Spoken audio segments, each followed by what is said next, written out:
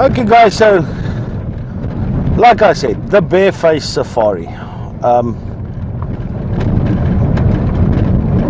This is the truth and nothing but the truth.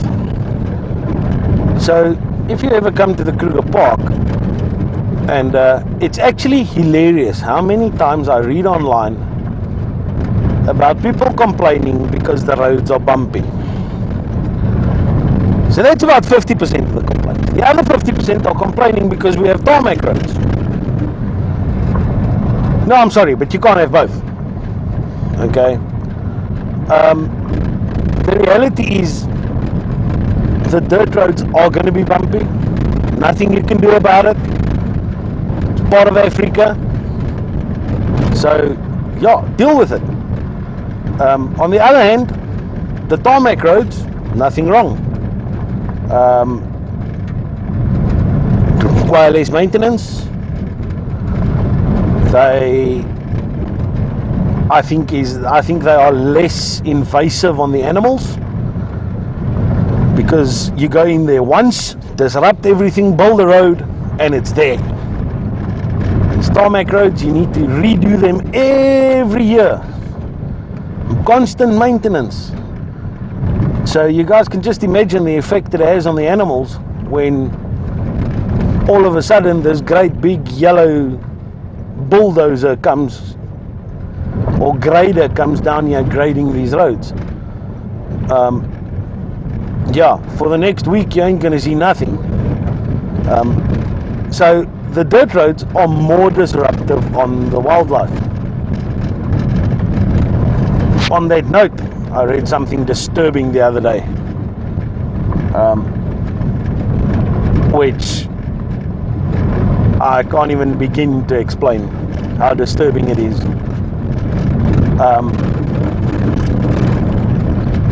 Where you have this idea floating around out there that you only have a proper safari when you drive off-road.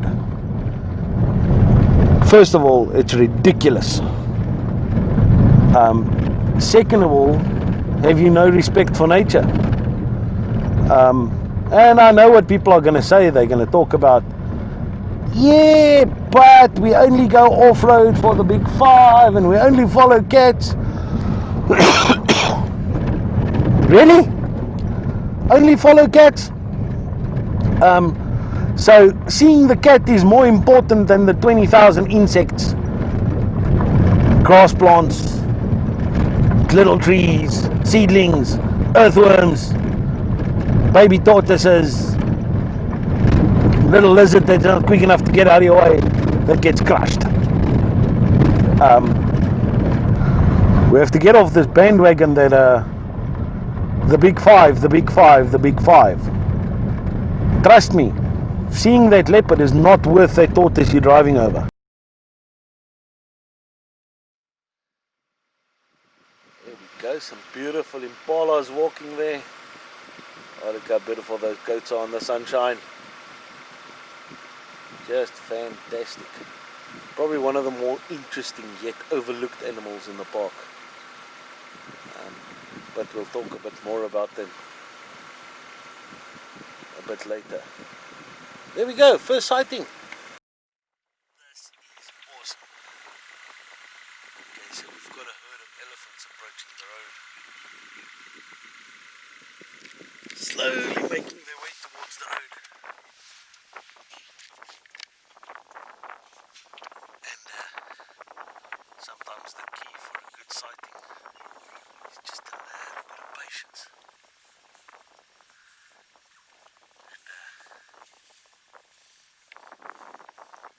There we go.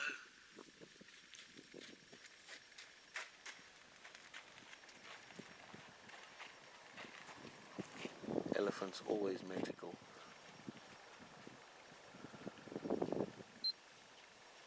Unfortunately, one of the most debated topics in the park is the elephant population. I think it's a very misunderstood topic.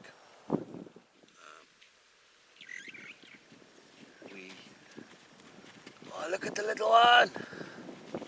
There's a little one! This is going to be fantastic. Mom's going to bring it right across the road, right in front of us. There we go.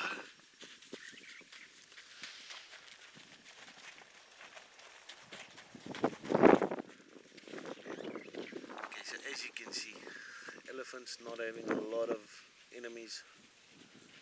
They are breeding very, very well. Most herds in the Kruger Park has got a number of babies with them, and that's where the discussion starts.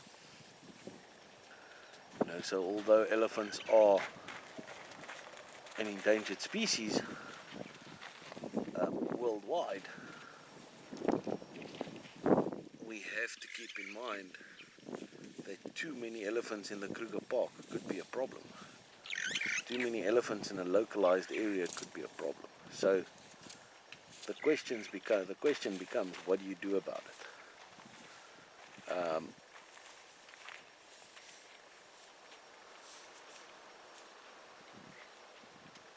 So yeah, it is quite an interesting debate.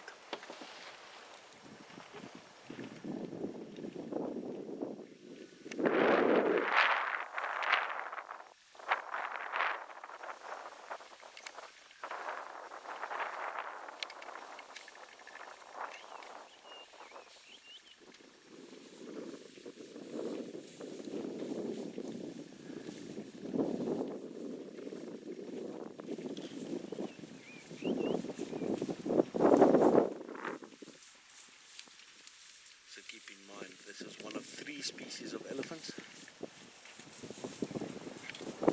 Keep in mind, this is one of 3 species of elephants. Africana, meaning the savanna, the African savanna elephant. Other species we're all familiar with is the Indian elephant.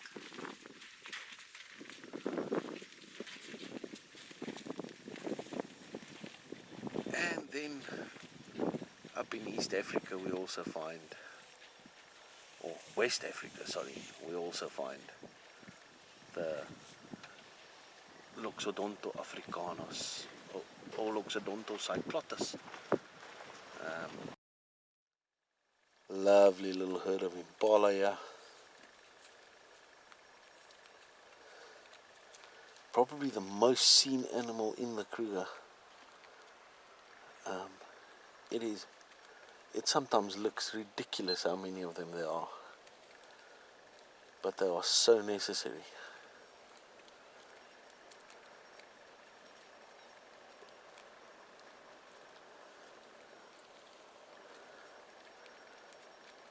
So what you can see here is a young herd, a couple of young males. I don't see the big male anyway.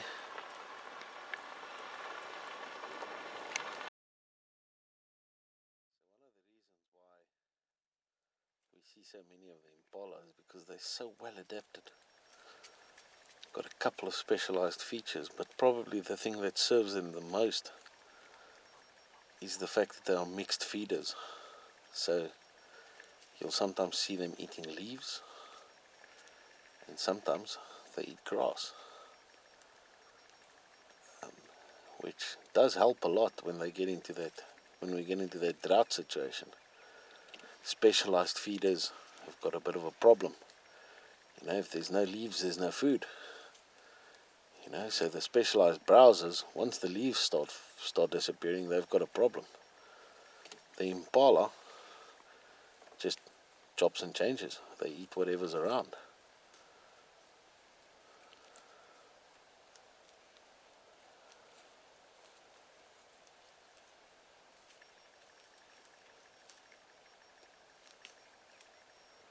Really cool.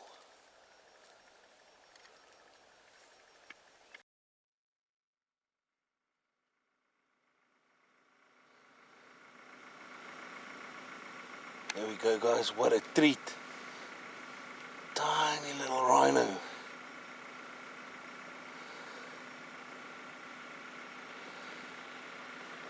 There's Mom. Interestingly enough, this is a white rhino. Got nothing to do with the color. So the southern white rhino.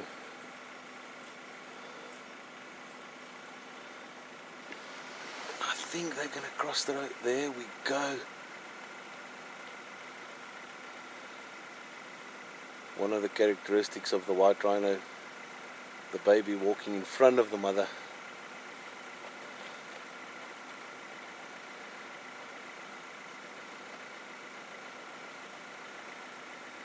Beautiful.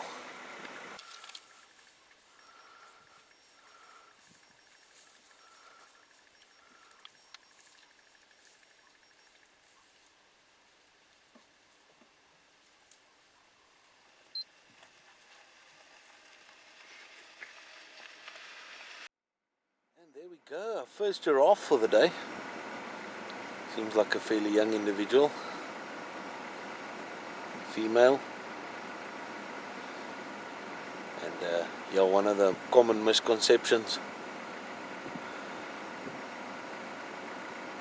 is that they're elegant. I don't find them elegant at all. I think they're rather clumsy.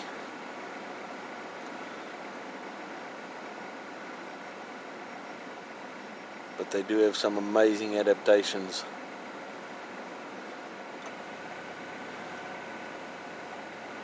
You know, the heart roughly about the size of a rugby ball, weighing over 10 kilograms. And the reason for that is to build up that pressure, to get that blood up that long neck.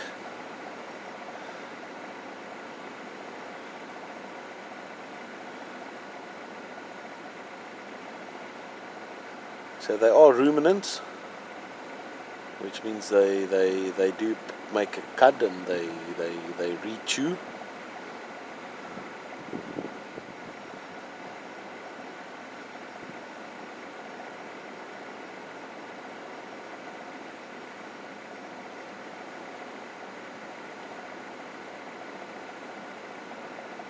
Now this is actually one of the animals that I feel might face a bit of a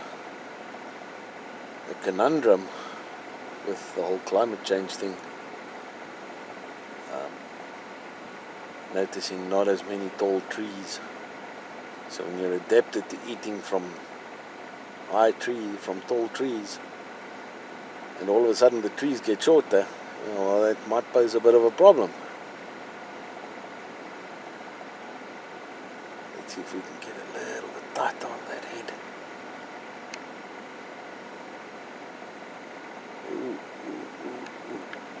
Oh, bad idea.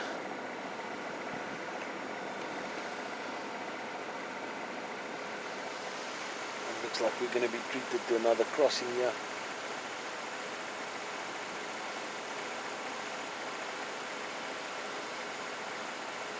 Let's see if we can get a bit. So giraffes can be notoriously curious.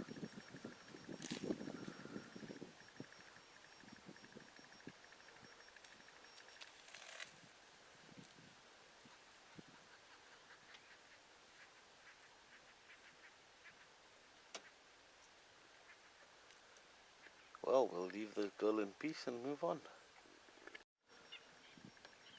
A little crowned lapwing over there.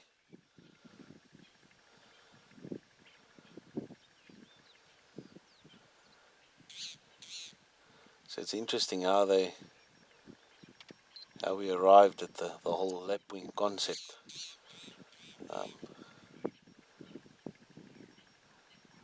So they're ground nesting birds, and if a predator approaches the nest, the female will sometimes put up this elaborate display that looks like she's got a broken wing, and that will just to attract the attention of the predator. And in doing so, the predator will start following her, and she'll lead him away from the nest. And then all of a sudden, miraculously, the wing is healed and she flies away.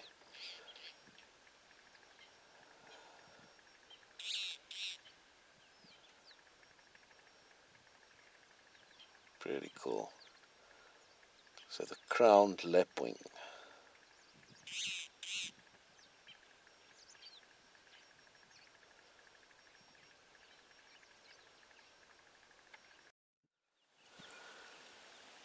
Some of my favorite animals in the park. The dwarf mongoose. Cool little critters. The smallest of the mongoose here in the Kruger. And you can see it's quite a chilly morning. They're just bathing in the sun.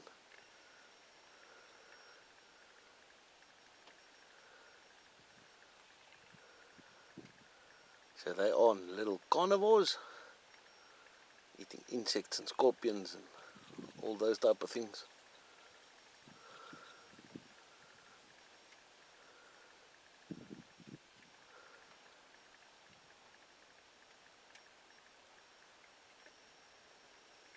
Really, really cool. Not very active yet. Still warming up. And you can see that they tend to make their burrow inside a deserted old termite mound. And they'll be quite snug and safe in there.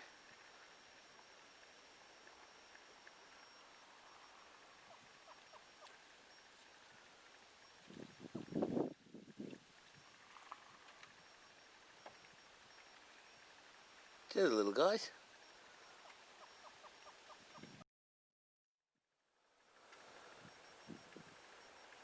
There we go. The blue wildebeest, or as some people might know it, a gnu.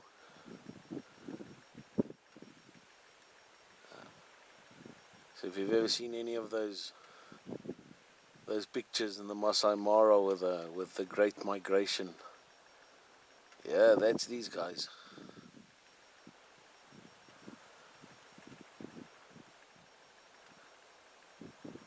Quite an odd looking animal.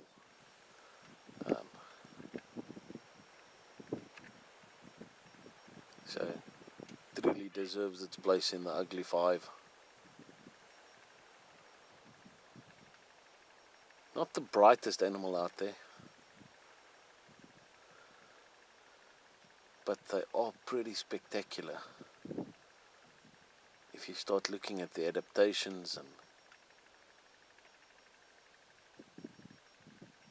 I think the first thing you can see clearly, or maybe not on that one, but there we go. You can see that clear sloping back, and it's an interesting adaptation. It helps with conserving energy when they run. See, they can't really gallop, they can only canter. And that being an energy saving gait is great for running those long distances. So one of the migratory animals.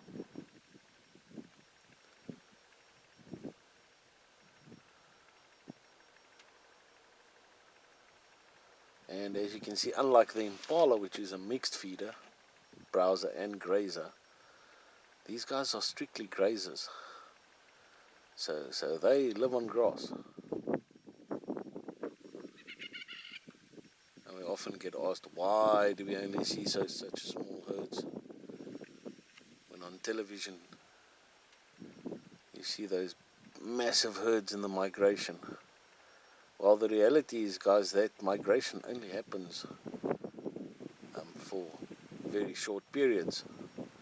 And the rest of the time they're in smaller herds like this.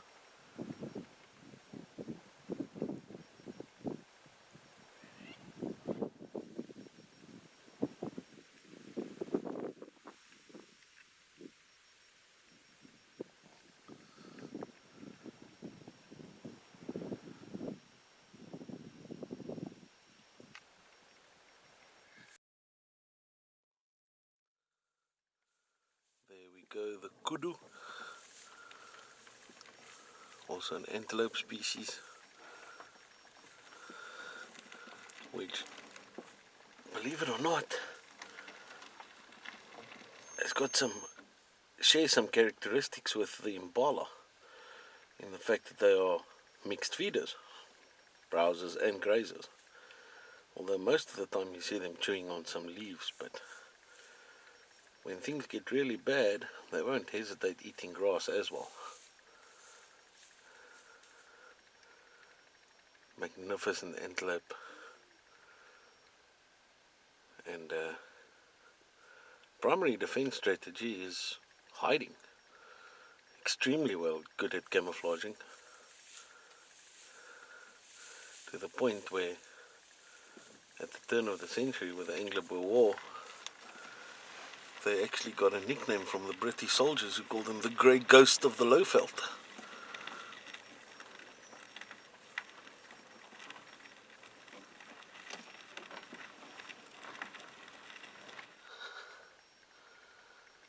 You can see both these individuals we've got on this spot here as females. Very easy to identify, the lack of horns. And there she goes.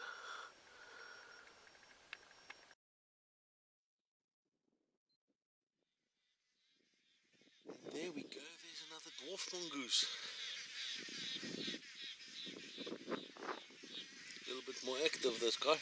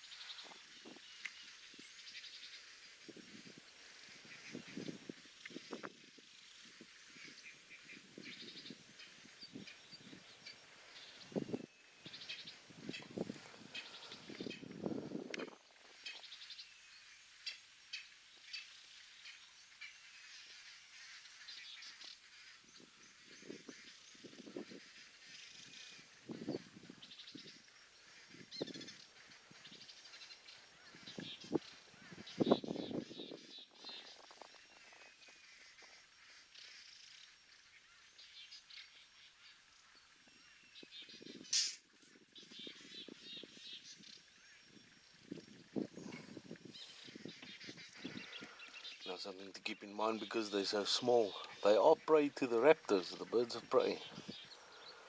And that's why you'll see them react very readily to bird calls, using the birds as kind of a security system.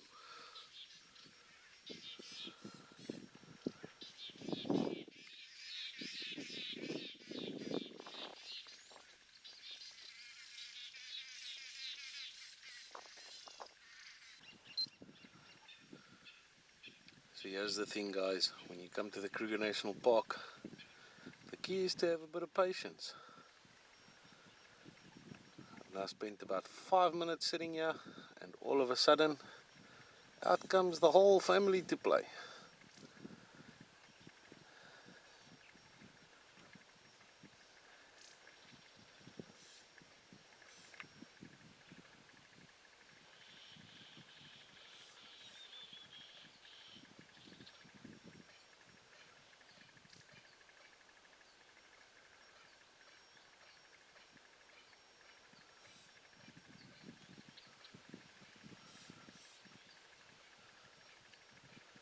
You can see them super alert.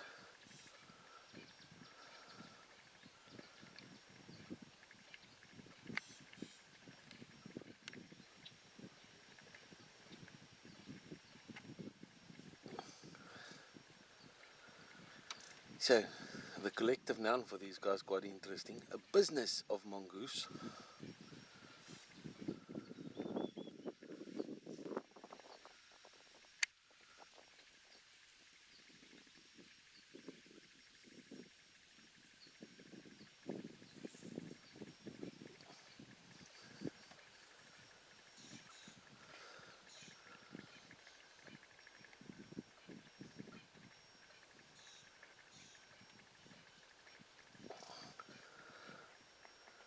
They are just so cute. Well, alrighty, we'll let them get on with their day, and let's see what else we can find. And there he is, guys, the male kudu. So favoured by hunters and photo tourists alike. Magnificent animal, beautiful.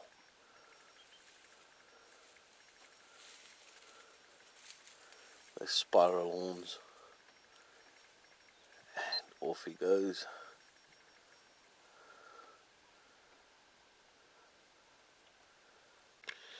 There we go, guys. Classic example.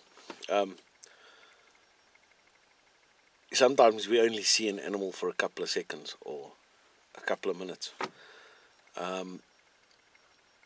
They don't lay there and wait for us to come and photograph them. They carry on with their lives. And that's just the way the cookie crumbles. So,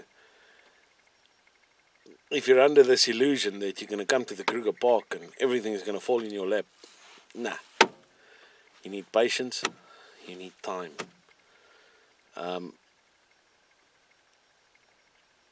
It's very rare that you just drive and something amazing happens in front of you. Most of the time, you're going to have to work for it. And you're going to have to invest the time. You know, there's a reason why most documentaries are filmed over 2 or 3 years, some even longer. See, that's the part they never tell you. You know, you watch television and it seems like some of these TV shows make it seem like this guy walks out and he stumbles over a leopard behind every bush. Doesn't work that way. You guys have been with me the whole morning. I've shown you everything I've seen. No lions, no leopards, and that's just the way it works. Sometimes we get lucky, and sometimes you have to work for it. But there's no guarantees. This is nature. So yeah, let's head on and see what else we can find. Cool beans.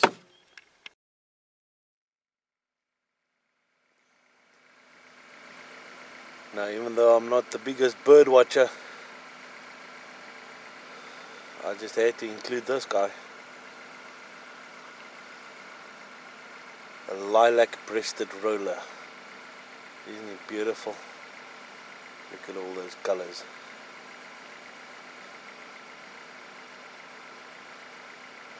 Widely rumored to be the second most photographed bird in the world. Next to the peacock, obviously. How true that is, I'm not sure. But that's the rumor.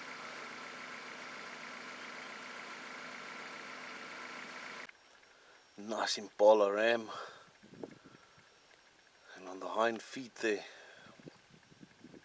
just above the hooves, you can see those metatarsal glands, which is another thing that's unique to the impala. It's basically a scent gland. So when a predator attacks the herd, they all scatter. As they kick up, this gland releases a scent, which they can then later reuse by tracing back the scent to find the rest of the herd again. Because remember, this is Africa, safety in numbers.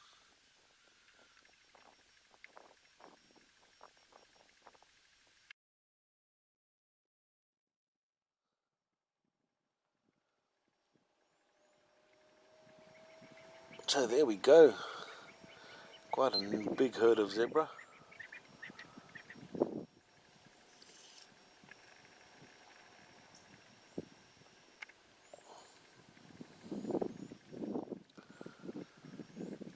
You can see they're quite skittish to drink, because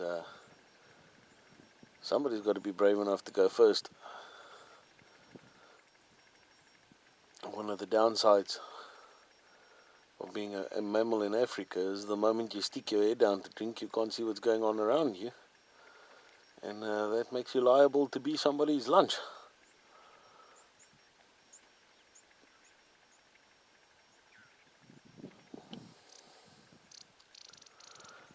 So just as a side note, you can see the solar panel at the back there, and this is a man-made watering hole. Although the Kruger Park is big, we still need to provide man-made watering holes. But it is quite interesting how that system works. I'll get into that in another video at some point. Let me know in the comments down below if I should make that video, if you'd be interested. So zebras, these guys are the Burchell zebra or the plain zebra.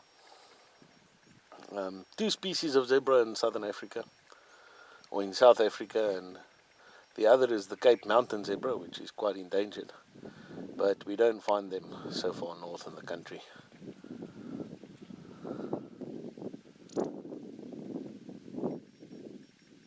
Now, zebras always seem so nice and calm, but they're actually a brutal bunch of creatures. You see that little guy over there, young little foal. His life's in the hands of his dad. So the big stallion, the alpha male,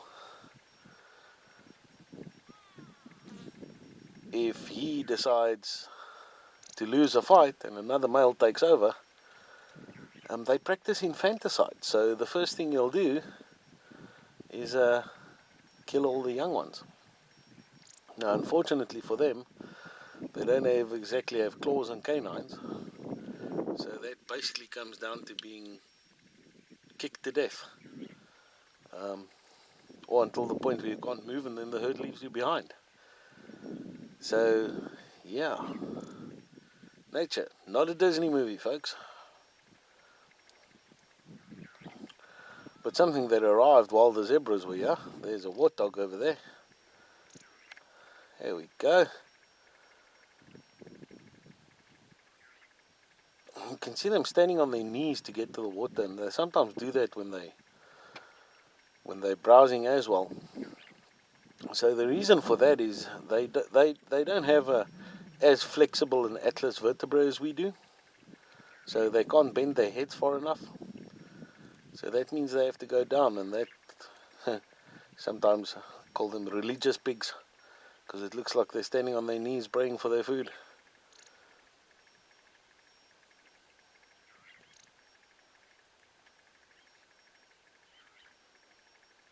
You can see the red-billed oxpeckers there again.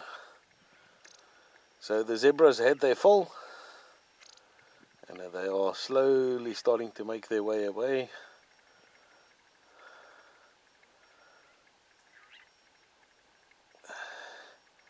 And that's another thing, guys. It is now 11 o'clock in the morning, and we have zebras at the watering hole. So that old fallacy of you need to be at the watering hole at sunrise and sunset to watch the animals drink, yeah, it doesn't work that way. They drink when they're thirsty, just like you and me.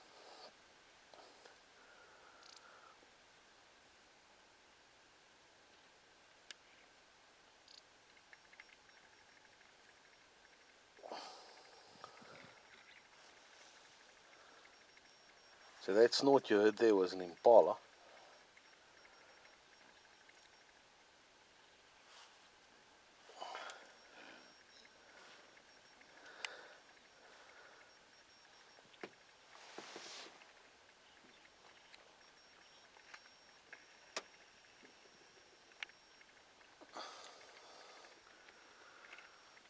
So a whole family of warthogs over there drinking.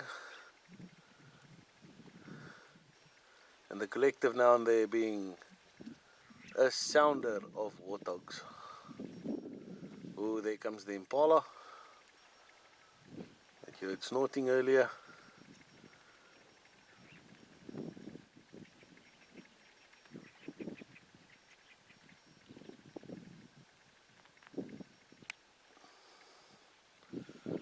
Alrighty, so that's the waterhole update.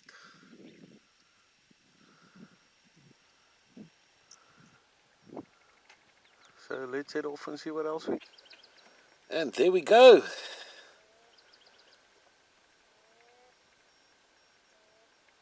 The Jacama baboons.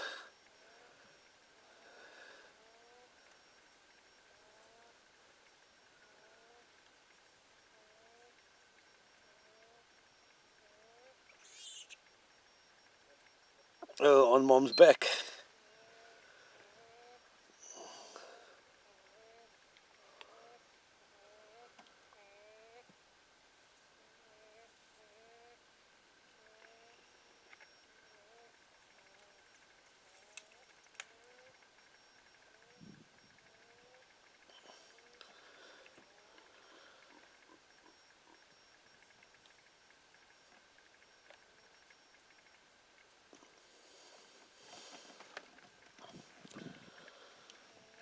So that's a big male there. So baboons have got a very interesting family structure. They live in an oligarchy. So there's no alpha male. There are alpha males. And each male, each of the alphas will have 2 or 3 males that he commands. And so on and so forth. And that's why they're so organized. In the olden days, people used to talk about the battle formation when they move through the bush. Now, it's very difficult to believe, but these things can be more dangerous than most predators.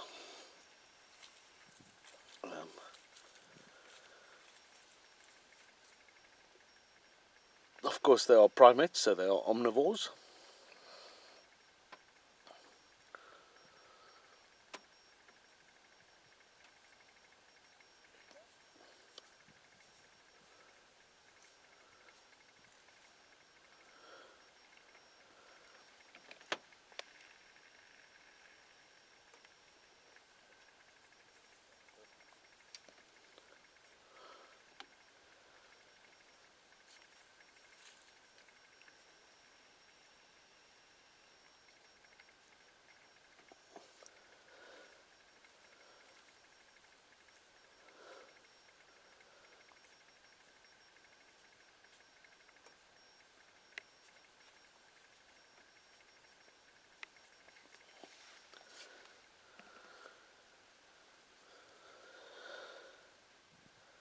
Now, unfortunately, the reality is one of the biggest problems we face in the park, in the Kruger Park, is that people think it's fun to feed these animals.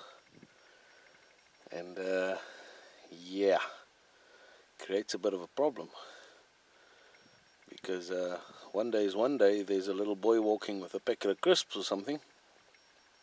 And he doesn't necessarily want to give it to the baboon.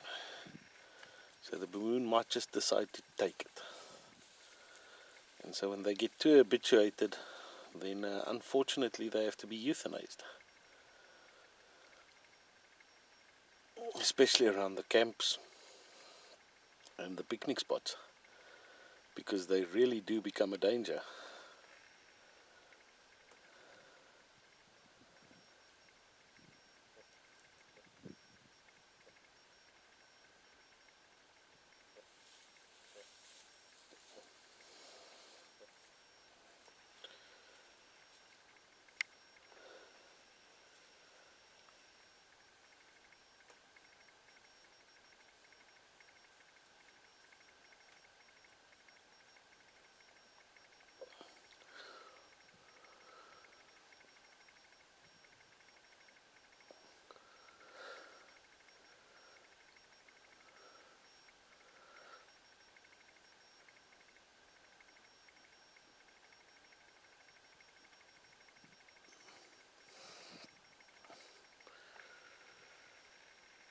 So another common occurrence in the park is the animals walking on the roads.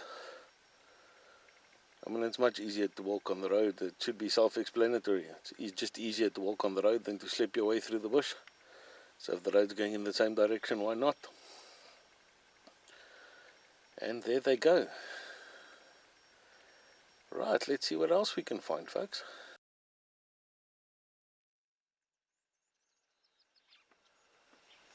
There we go, guys. The big boss of the bush. The buffalo. The Cape buffalo or the African buffalo.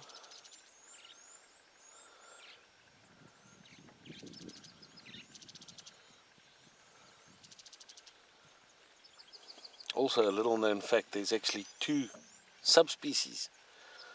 So this will be the Cape buffalo. Then you also get the bush buffalo, which is a lot smaller. But they're also found up in the rainforest and so on. So here we only have the good old Cape buffalo, big angry cow that tends to look at you if you owe money. They're not the friendliest of beasts, but they are beautiful. So this guy's all on his lonesome, and that can tell us a couple of things. So number one, he's an old bull. Old bulls tend to leave the herd and wander alone. Sometimes they make small little groups, and we call them the Dagga boys.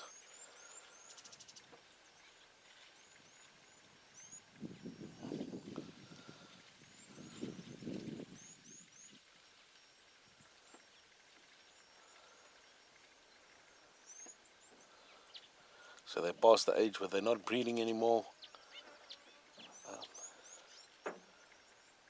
I like to think of it, they had enough of the woman and children, and now they want to be alone.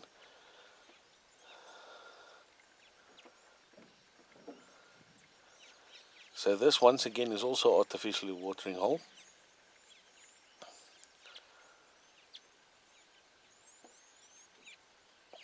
And you can see there the red-billed oxpeckers also cleaning this guy off.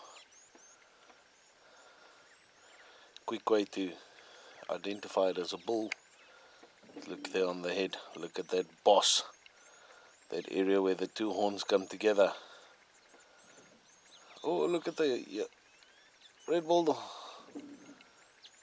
oxpecker, almost in his eye.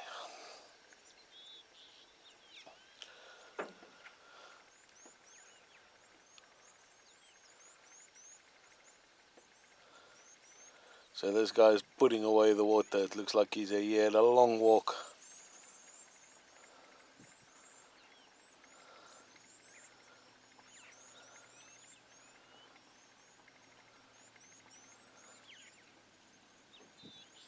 A bit of a long trek to get to the water, because he is definitely thirsty.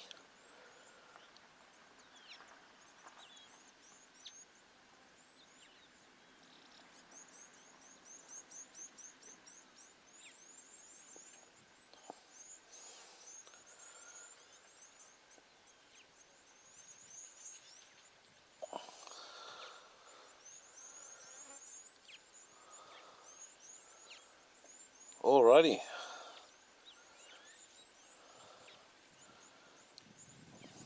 Man, how much water is this guy putting away?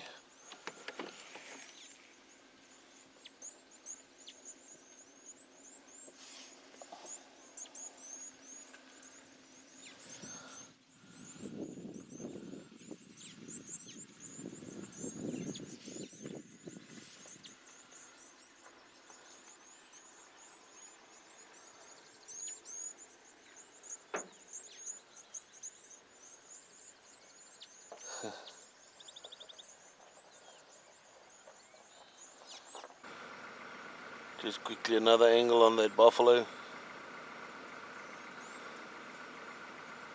And just so you guys can see, that is definitely an artificially watering hole. Paved nicely.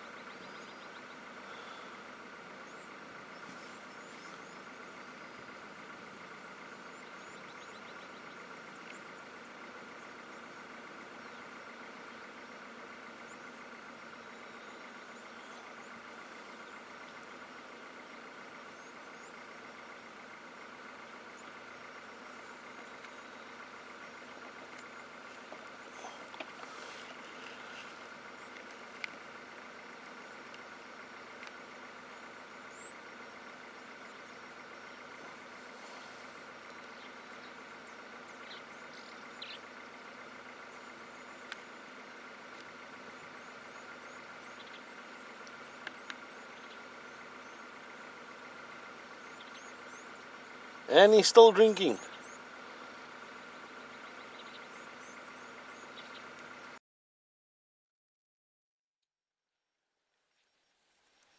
So there we go. Nice herd of elephants. See the little one over there. Not so little one anymore. When they're born, they actually fit under the mother's stomach.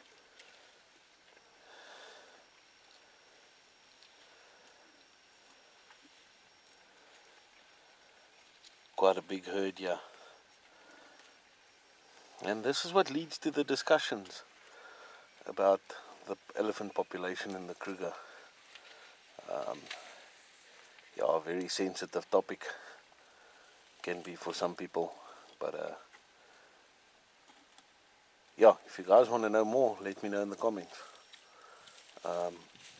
I'll gladly do a explanation of that.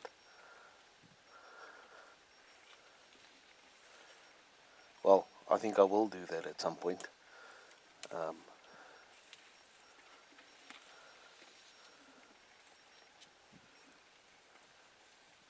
Just listen.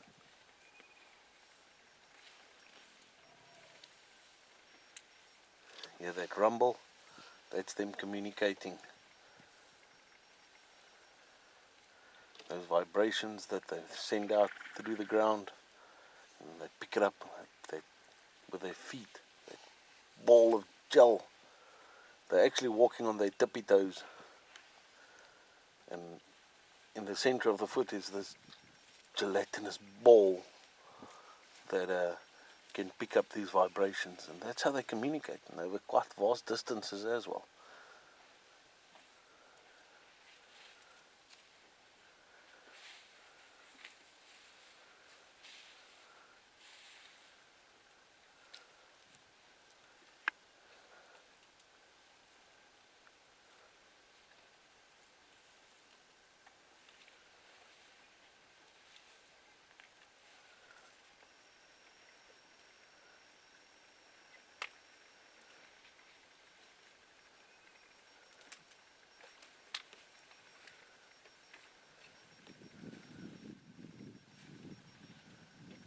Animals much more intelligent than people can imagine.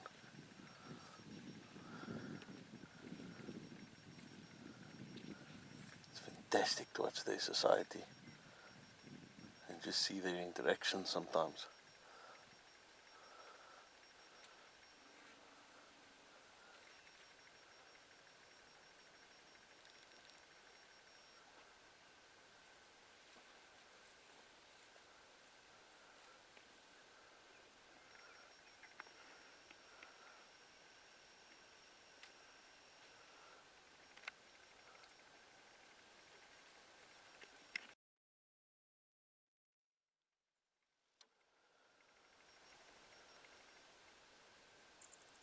I wonder how old that tree was before it got destroyed.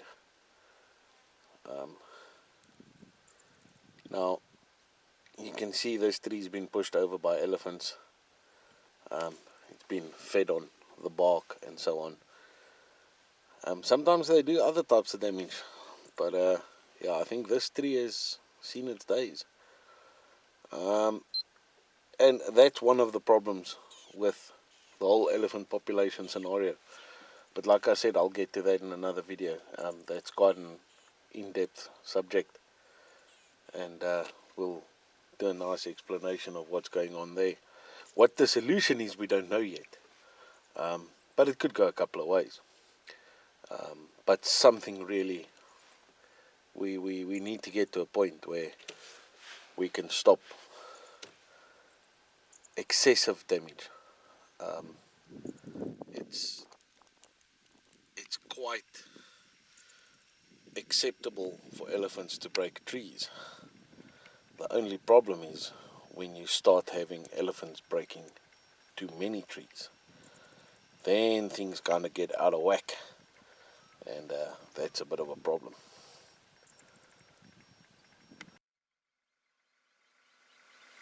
So here we are crossing the Crocodile River, exiting the park, and You can clearly see it's winter time.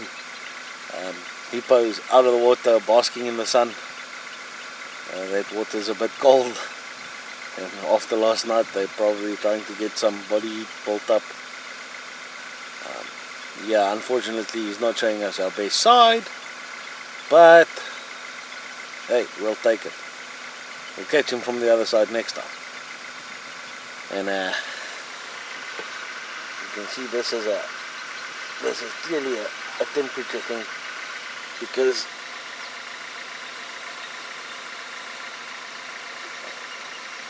there we go.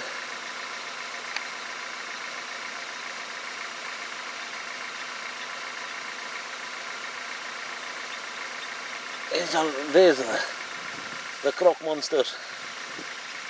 And now crocodiles. And they're also trying to heat up. Remember, they are reptiles, so cold-blooded or exothermic, meaning they rely on, they can't manufacture their own body temperature, so they have to get heat from the sun. And with that, we are out of the park, guys. Right, guys, so there we go. It is now 12:30. We've been in the park since 6 o'clock this morning, so it's just over 6 hours. And not a bad morning. We had some nice sightings. Remember, the big five isn't everything. And safaris are unpredictable. So this is the first video on the channel. But if you guys want to see more content like this,